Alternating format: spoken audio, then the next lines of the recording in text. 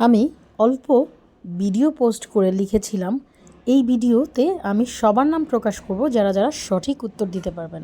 সঠিক উত্তরদাতাদের হাজী Mizanur Rahman, MD Mahfuzur Rahman, MD Rakib এবং ছোট বোন আফরোজা আখি।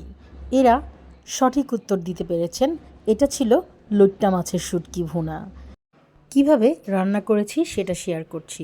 প্রথমে লইট্টা মাছগুলো ছোট ছোট করে কেটে তেলে নিয়ে তারপর সামান্য কিছু পানি দিয়ে মাছটাকে একটু সিদ্ধ করে নিয়েছি।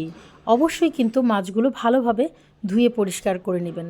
কেন নয়, লইট্টা মাছে কিছু বালি পাওয়া যায়, এই বালুর কারণে খেতে মজা পাবেন না। একটু বেশি সময় ভিজিয়ে রাখা জরুরি।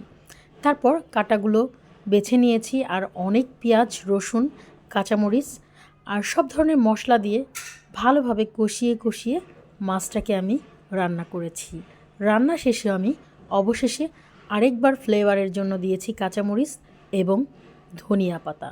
এটা কিন্তু দুর্দান্ত স্বাদের একটি রেসিপি, চাইলে আপনিও করতে পারেন।